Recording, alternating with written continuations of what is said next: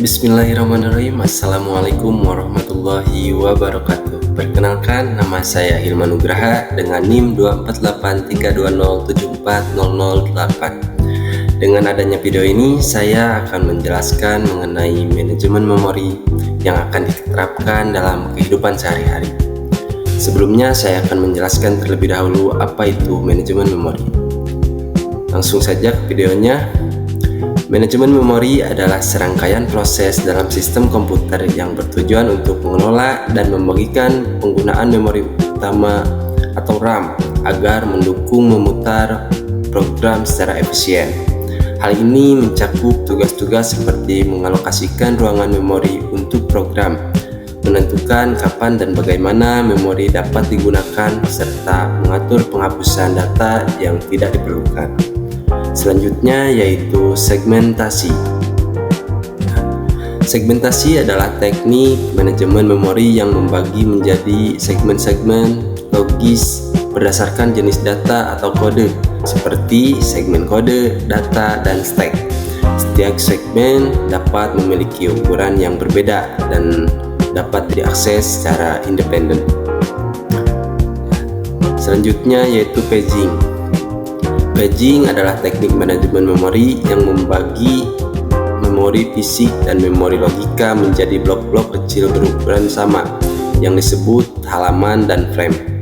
Hal ini memungkinkan proses untuk mengalokasikan ke memori secara non-berurutan, mengurangi fragmentasi eksternal.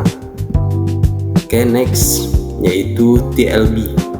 TLB adalah cache kecil yang menyimpan pemetaan terbaru antara alamat logika dan fisik.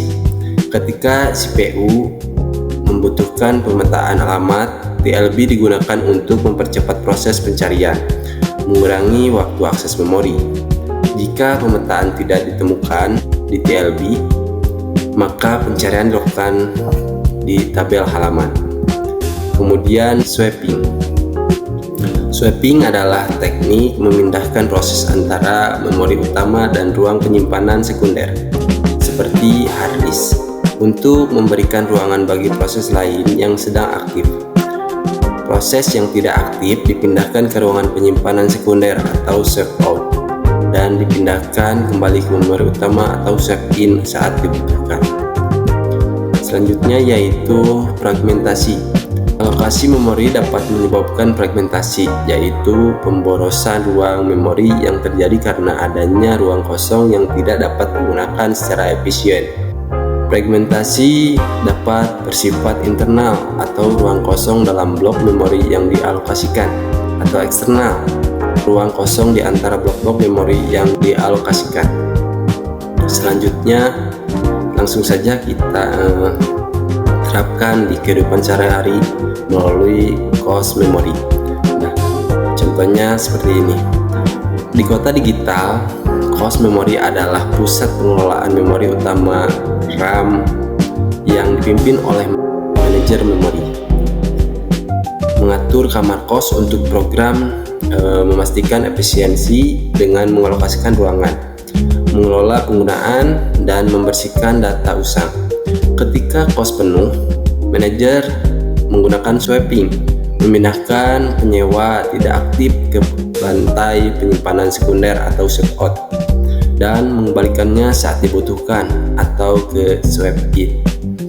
Untuk keteraturan, paging membagi kamar menjadi halaman dan frame berukuran sama, mengurangi fragmentasi eksternal. Segmentasi memisahkan kos menjadi zona seperti segmen kode, data, dan stack untuk kebutuhan berbeda.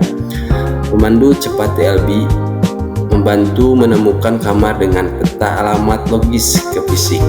Jika gagal TLB miss, manajer mencari di dalam tabel halaman. Namun fragmentasi ruang kosong dalam internal atau antara kamar eksternal sering mengganggu. Dengan swapping, paging, segmentasi, dan TLB, manajer memori menjaga cost memori berjalan lancar, mendukung kota digital meski tantangan fragmentasi selalu. Mungkin cukup sekian yang bisa saya sampaikan. Mohon maaf bila banyak kekurangan. Assalamualaikum warahmatullahi wabarakatuh.